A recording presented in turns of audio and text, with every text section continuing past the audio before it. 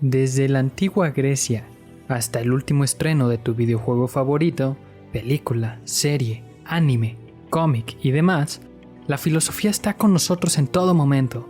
En Sharkcast 101, la filosofía según Shark and Sira, podrás escuchar una clase de filosofía fuera de lo convencional a la semana. Y, sin más por el momento, sean ustedes bienvenidos.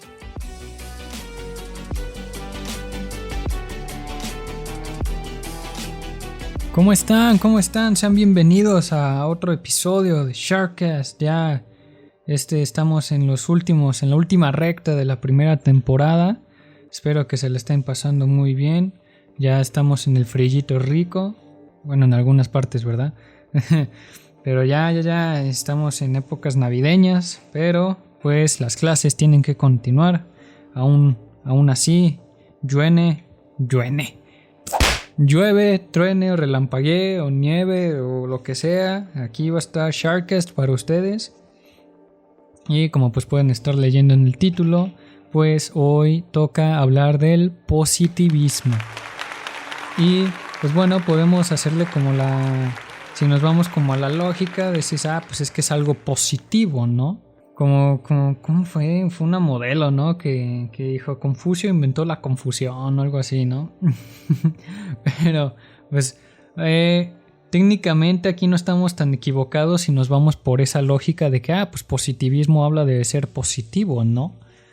Pero vamos a ahondar en eso, vamos a ver por qué sí estamos como en lo correcto al decir que el positivismo habla de ser positivo o de ser algo positivo. Pero bueno, aquí yo estoy al rescate para explicarles todo esto. Pues bueno, iniciemos. Voy a darles un poco de contexto y noción del positivismo. El que más vamos a tratar aquí, pensador y filósofo, es Augusto Comte o Auguste Comte o Augusto o Agustín o el Comte. Aquí va a ser Augusto Comte, así le voy a hablar, así le voy a decir y ya lo bauticé así en este programa. Augusto Comte. Él es el iniciador y como máximo representante o representante principal del positivismo. Él fue francés, ¿no? Y básicamente vivió finales del siglo XVIII, nació en finales del siglo XVIII y estuvo en la mitad del parte del siglo XIX. Él fue en el segundo... eso no es. Bueno, este hombre hizo sentir su presencia con la aparición del curso de filosofía positiva, que es una de sus obras más representativas. Tomó forma un movimiento contrarrevolucionario. Bueno, también para ponerlos en contexto, esto ya como al final de la Revolución Francesa toma forma este movimiento contrarrevolucionario al cual se aliaron los burgueses y los últimos nobles que quedaron o sobrevivieron a esa revolución. Al aparecer la industria, esta nueva industria, empezó a conformarse un nuevo tipo de sociedad donde la técnica y la ciencia desempeñaron funciones relevantes, pues se esperaba que con ellas se volvieran reales los ideales del hombre moderno. Para esto es como el road to industrialismo, ¿no? O sea, la era industrial es road to, ¿no? Road to industrialization y todo ese pedo. O sea, ya se empiezan a crear las primeras máquinas, las primeras grandes obras. Las primeras grandes producciones en masa apenas están en pañales, ¿no? Así ahí van gateando. Y pues bueno, con esta nueva conciencia se empezaron a configurar y se hicieron evidentes dos cosas. Una, que el hombre podía transformar la naturaleza convirtiéndola en medio o material de trabajo. Y número dos, que convenía incrementar el impulso a la técnica por ser la aplicación de la ciencia y la interpretación de la razón. Entre paréntesis, se refería naturalmente a la técnica de las máquinas, ¿no? Y pues bueno, como les digo, al incrementarse esta nueva conciencia, se presentó el fenómeno de la crisis social, pues había un sistema social que se extinguía y otro nuevo que estaba llegando a su madurez. Este pensador apreciaba con claridad la importancia del momento y contribuyó para que la sociedad fuera conducida a su estado social definitivo. La contribución de Comte fue esta propuesta de una filosofía positiva, ya que, según él, la única solución a la crisis o anarquía del momento era una reforma intelectual fundada en la ciencia. Esta filosofía fue una continuación del empirismo de los siglos XVII y XVIII. Pero antes de que yo les siga contando más de esto, quiero introducirles un poco o contarles un poquito de Auguste Comte. Él fue, como ya les dije, iniciador y representante principal del positivismo. Él nació en Montpellier, Francia, y después murió en París. A lo que yo había leído y entendido, venía como de familia creyente, no quiero decir protestante porque no me acuerdo, pero bueno, era familia como creyente, y a tal grado que quedó peleado con su familia y como que él, no sé si él se exilió o lo exiliaron, así de que no cortaron todo tipo de relación entre ellos, porque Comte desde niño, desde chico tenía un pensamiento diferente, entonces pues no fue del agrado de los mayores, y pues por eso él termina de Montpellier. Él termina mudándose a París, que es donde termina residiendo y es donde muere. Como decía, en los primeros años de su vida intelectual fue colaborador muy cercano de Saint Simon, que según yo lo conoce en París. Iniciador del socialismo francés, Comte sufrió una crisis cerebral y al recuperarse publicó el primer volumen del curso de filosofía positiva. Siento que nada, pues algo muy, muy pesado. Digo, todos los filósofos tienen su pesadez, no en cuanto a pensamiento o obra, pero que tuvieron, no todos, unos sí tuvieron como la vara más ligera, pero hay unos que sí tuvieron como un road difícil, ¿no? O inclusive como Hegel, ¿no? Que llegó a ser el rector de la universidad ahí en Alemania y al año murió, ¿no? También, pues bueno, eran la expectativa de vida, la salud y todo eso, pero bueno, estamos saliendo del tema. Pues bueno, este filósofo propone el positivismo, que se le tienen por características generales las siguientes que yo les voy a mencionar. Número 1, atención a los hechos. Por hecho se entiende todo aquello y solamente aquello que puede ser observado. Aversión a la metafísica. Con esto se hace referencia al rechazo que la ciencia y la filosofía deben formular respecto de entidades abstractas como la esencia y sustancia. Número 3. Hostilidad hacia los grandes sistemas. En este terreno, el sistema que Comte tuvo en mente fue, sobre todo, el sistema hegeliano. Reducción de la filosofía a la ciencia. La filosofía, según este filósofo, debía ser elaborada sobre bases científicas y adquirir el rango de ciencia suprema. La idea de progreso. Esta idea prácticamente llenaría todo el siglo XIX. Se hablaba de progreso en dos sentidos. Como una realidad que siempre está en marcha o bien como un mejoramiento sucesivo de la realidad. De ahí podemos continuar con la teoría del saber positivo. El positivismo tiene dimensiones filosóficas porque según este pensador, lo que más nos interesa o lo que más le interesa a esta corriente es la reforma social, y esta solo es posible sobre la base de un sistema intelectual. Diciéndolo en un tweet, para la reforma social positiva es indispensable disponer de una teoría del saber positivo. Comte empezó por explicar el sentido del término positivo, aprovechando los 5 significados que tienen en el lenguaje vulgar o lo que todos podemos como entender, ¿no? Así como que el ser promedio entiende por positivismo. En primer lugar, positivo es sinónimo de real, ¿no? En segundo, también es sinónimo de útil. En tercero, además, decimos que un conocimiento es positivo cuando es cierto. Algo es positivo cuando no tiene el carácter de absoluto, sino de relativo. Y positivo, en sentido estricto de la palabra, significa lo contrario de negativo. Por lo tanto, lo positivo tiene el carácter de constructivo y eficaz. Ahora, a esto se le adhieren, creo que acabo de inventar una palabra, adhieren. No sé si eso existe, pero bueno. Augusto Comte también pone otros términos que van a ayudar al positivismo o que complementan o que llegan a ser como pilares para esta corriente de pensamiento, los cuales se los voy a leer ahorita, siendo en primer lugar categoría y orden. Comte decía que es la coherencia y estructuración de todos los factores sociales de una época determinada.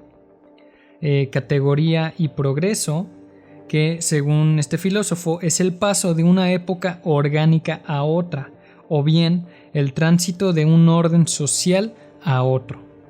El Estado, este pensador lo concebía como la unidad sistemática intelectual en que se encuentra el espíritu humano en una época determinada. Y la ciencia positiva, que su lema es saber para prever y prever para proveer. Que recuerden que bajo el positivismo la filosofía como última finalidad debía ser concebida como ciencia suprema. Y aquí viene algo que a mí me encanta es lo que, al menos a mí me gusta más del positivismo. Esta ley de los 3 estados es lo que más me llama la atención de esta corriente. Que se los voy a tratar de explicar en mi mejor esfuerzo.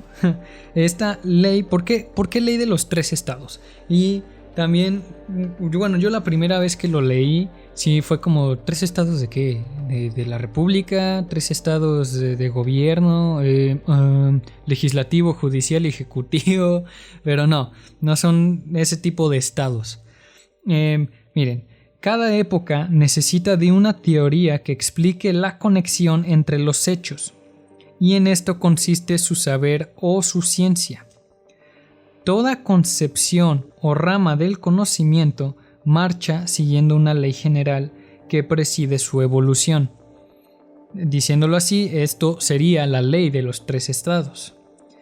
Según esta ley, todo el conocimiento o ciencia en general pasa por 3 estados: el teológico, el metafísico y el positivo. Para este filósofo, la categoría estado significa la unidad sistemática intelectual en que se encuentra el espíritu humano en una época determinada. El punto de partida del espíritu humano es el estado teológico. En esta etapa, los hombres se interesan mucho por la causa y el origen de los fenómenos. Para la explicación de estos, se recurre a seres ocultos y sobrenaturales, a quienes se les considera la causa de dichos fenómenos. Después, la segunda etapa, esta siendo la metafísica, aquí ya hay progreso, ¿no? Ahora los hombres se preguntan el por qué y creen que la explicación de la naturaleza se encuentra en entidades abstractas que existen en las cosas mismas. Tales entidades son de carácter metafísico, pero ya no las conciben como seres superiores que existen fuera de este mundo. Y la tercera etapa del proceso es el estado positivo. Es la última etapa del desarrollo del espíritu. Ahora, no se busca el porqué o el origen de los fenómenos, como en el estado teológico, que era el primer paso, ni la causa o la esencia de los mismos, como en el segundo estado. En este estado positivo se investiga la descripción y el comportamiento de los fenómenos para descubrir las regularidades que en ellos pueden darse. En otras palabras, o dicho así en un tweet, el estado positivo se interesa únicamente por conocer las leyes que rigen el obrar fenoménico. para entonces llegar a prever comportamientos futuros. La ley de estos 3 estados no se cumple únicamente en la historia o en la marcha de los conocimientos, también se observa en el propio desarrollo de la inteligencia individual de todo hombre, mujer y niño. Esto así siendo, o sea, iniciando en los 3 pasos, así iniciando teológicamente, después metafísicamente y después en la madurez físicamente ya siendo positivo, vaya. Y dirán, a ver, achis, no lo sé, debatible, Shark. No, pues miren, se los explico. En la primera etapa del individuo, o sea, siendo niños, con nosotros prevalece la imaginación, ¿no? Después progresivamente crecemos y todo el pedo, e interviene la razón, ¿no? Ya empezamos el ratoncito empieza a correr más y dices, ok, ¿qué pedo? ¿Qué estamos haciendo, no? Hasta que después se logra el predominio de la razón, ¿no? Y al final, ya cuando estamos madurando, o ya que maduramos, ya que estamos ya jóvenes, ya después de la adolescencia y todo esto, interviene, pues bueno, la imaginación queda subordinada a la razón. Entonces la imaginación queda abajo, la razón queda arriba. Y aparte de la razón, también se le une la observación. Y entonces al llegar a este estado es un estado positivo. Respecto al proceso o la forma, ya después de que se descubre la ley de los 3 estados o que se rige, Comte decía que no se obtiene mediante la observación directa de la realidad histórica, sino que se extrae de una especie de intuición considerada en su aplicación al desarrollo de la inteligencia individual. Esta ley, según el positivismo, tiene el carácter de una ley biológica. ¿Qué quiere decir esto? Pues que está íntegra a nosotros, ¿no? Es parte de la biología, de nuestra biología al menos. Después pasamos a lo que sería la clasificación de las ciencias y la sociología. Dentro del positivismo es de mucho interés la tarea de clasificar y sistematizar las ciencias, porque cada época o sociedad se mueven por el sistema intelectual vigente, y eso es una realidad, conforme las sociedades van avanzando, las ciencias, la política, la justicia, o sea, no solo el pensamiento, toda la sociedad se mueve, o sea, pues no es 360, sino pues se va moviendo, yo creo que 180, ¿no? Entonces, viéndolo así como aplicando esto socialmente, pues el positivismo está y estará, ¿no? Pues bueno, para clasificar las ciencias, Comte recurrió al orden de su descubrimiento y constitución y lo combinó con el criterio lógico de la complejidad y la generalidad. Estos 2 últimos aspectos siempre están en razón inversa. Ejemplo, a mayor generalidad, menor complejidad. Ahí les va más ejemplos. Las matemáticas. Esta ciencia está encabezada en orden histórico porque es la menos compleja. It was at this moment that he knew. He fucked up. O sea, aquí alguien ya me mentó la madre, y estoy seguro, ¿no? Cabrón, ¿cómo te atreves, hijo de la chingada? Y que no sé qué, ¿cómo que estás diciendo que la matemática es la menos compleja? No, man. Bueno, déjenme acabar. Miren, lo vuelvo a decir. Las matemáticas encabezan las ciencias en orden histórico porque es la menos compleja y por esto mismo es la más general. ¿Verdad? Ahí cambia el pedo. Ahora, después de las matemáticas, sucesivamente viene la astronomía, la física, la química, la biología y demás. Y en el grado más alto de ser complejo es la sociología. ¿Por qué? Pues bueno, según este pensador, a la sociología él la bautizó como física social y la definió de esta manera. Y cito: entiendo por física social la ciencia que tiene por objeto propio el estudio de los fenómenos sociales, considerados con el mismo espíritu que los fenómenos astronómicos, biológicos, etc. es decir, como sujetos a las leyes invariables, cuyo descubrimiento es el fin esencial de su búsqueda. Está pesado si de por sí la sociología es algo complicado. Pues Comte llegó para decir quítate allá y te voy, puto, porque está cabrón. Pues bueno, continuando como esta línea, la sociología es un saber filosófico debido a su carácter universal y al apoyo que presta a las demás ciencias, ya que mediante a su método contribuye a racionalizar la práctica empírica. La sociología, además, debe considerarse como una filosofía de la historia, al explicar las etapas de la sociedad, las leyes que las rigen y los fines que se persiguen en cada una. Nos proporciona una comprensión de la totalidad social. Hijo de su pinche madre. ¿Cómo ven? Augusto Comte, como diría el buen Daniel Hinojosa, no lo pudo explicar mejor. Ciertamente, y es innegable que este filósofo pone en una vara muy alta la sociología y pues la deja ahí arriba. En cierto modo sí concuerdo con él. Siento que sí, la sociología es un pilar, más no el pilar entero. Pero sí concuerdo mucho con este pensamiento, al menos de llamar a la sociología una física social. Y pues bueno, por último vamos a pasar a dos temitas más de que tienen que ver con positivismo, pero al menos con Augusto Comte hemos terminado. Aunque fue algo breve, siento que fue muy completo y que siento que abarqué toda su obra o la mayoría de su obra siendo del positivismo. Aquí vamos a continuar con el positivismo de Stuart Mill. John Stuart Mill también fue un filósofo que también pues contribuyó o estuvo bajo la rama del positivismo, pero este fue positivismo inglés.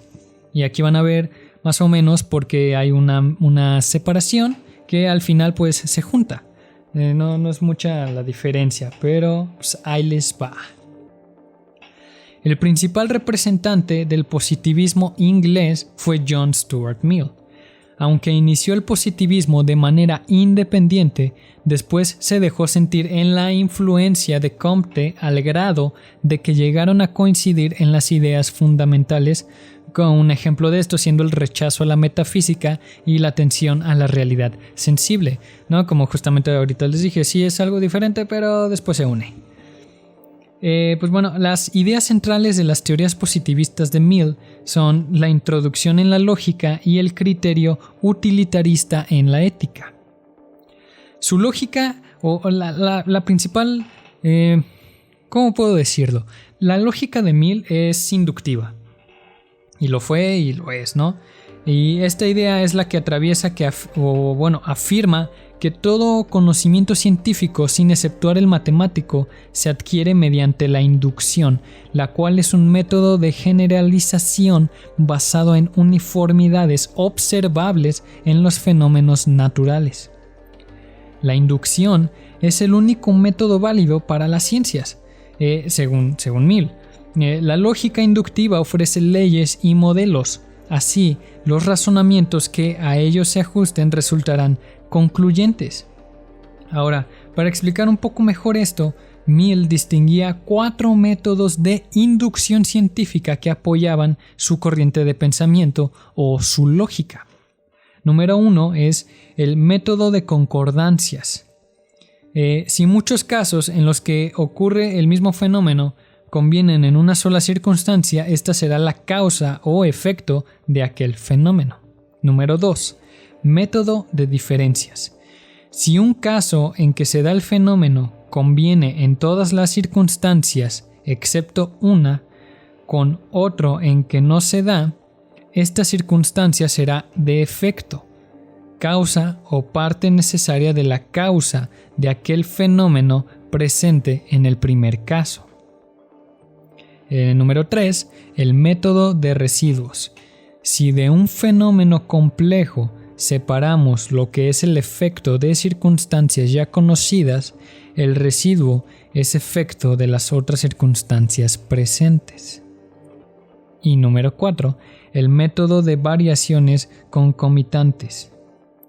Si a una variación en el fenómeno A corresponde a otra en el B, entre ambos fenómenos existe relación causal. Básicamente, estos cuatro métodos eran el esqueleto del pensamiento de John Stuart Mill. Y pues por último tenemos el positivismo evolucionista, que esta es una variante importante del positivismo. Hay algunos que dicen que no lo es, otros dicen que sí lo es, pero yo recalco que sí lo es y que se tiene que entender o que se tiene que ver cuando uno ve positivismo. Esta tuvo lugar entre los científicos del evolucionismo, quienes observando hechos y razonando sobre ellos dieron forma a sus teorías, no solo de sus teorías positivistas, sino a todas sus teorías y sus trabajos. En este apartado se mencionan a dos investigadores famosos, Lamarck y Darwin. Sí, ese Darwin. Lamarck, empezando con él, fue el primero que estableció leyes de transformación. La ley general relativa a las transformaciones afirma que el empleo sostenido de un órgano desarrolla éste y lo mejora.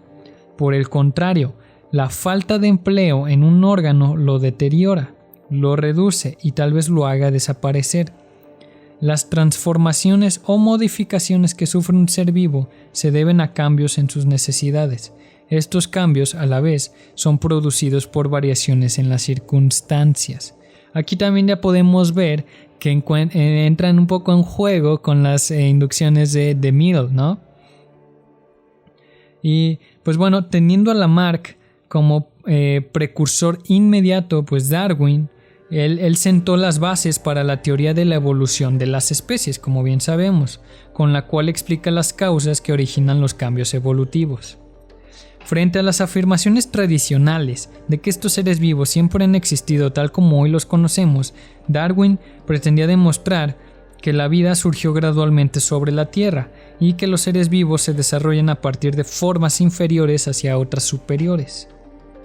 Dos puntos centrales en este pensamiento o teoría de Darwin, pues bueno, número 1 siendo las especies evolucionan sus características en forma muy lenta, y 2, el mecanismo fundamental de la evolución es la selección natural, que tiene como propósito alcanzar un tipo superior en el que los órganos se especialicen y se diferencien.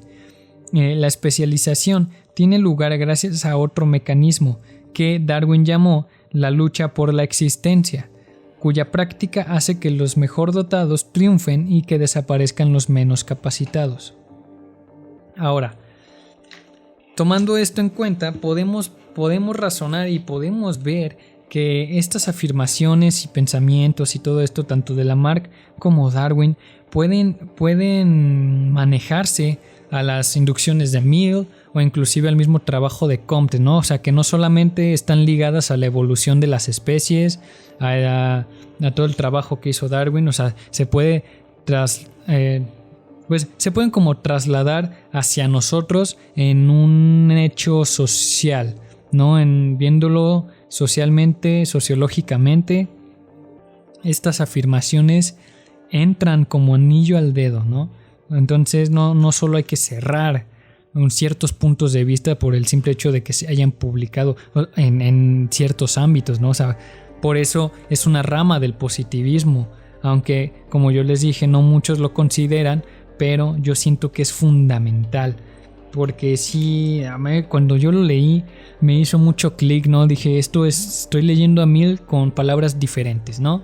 O sea, me estás dando el mismo caldo, pero en vez de ser rojo es verde, cabrón. Así de sencillo. Sí, de sencillo, señores. Y pues bueno, hemos llegado al final Hoy creo que ha sido de los episodios más cortos, pero de los que también he echado más carnita, ¿no? Pues sí, es momento de despedirnos. Espero que les haya gustado, espero que lo hayan disfrutado como yo lo disfruté. Y pues nada, ya estamos en la recta final. Quedan 2 episodios más de la primera temporada y hay un episodio sorpresa que les estamos trabajando. Espero que les guste, es otro proyectito de Sharkcast. Entonces, pues bueno, espérenlo atentos, de verdad, le estamos echando todas las ganas del mundo, va a quedar muy, muy, muy bien. Ya estamos también ya trabajando para irnos a YouTube también, por si son amantes ahí del YouTube o quieren o X o Y, ya vamos a llegar a YouTube. Vamos a iniciar una página de Facebook también, porque ahorita solo tenemos la de Instagram. Facebook, YouTube, ahí vamos a tener cosas chidas. Y pues nada, este fue otro episodio de Sharkcast 101, la filosofía según Shark and Sira. Y pues nada, nos vemos hasta la próxima.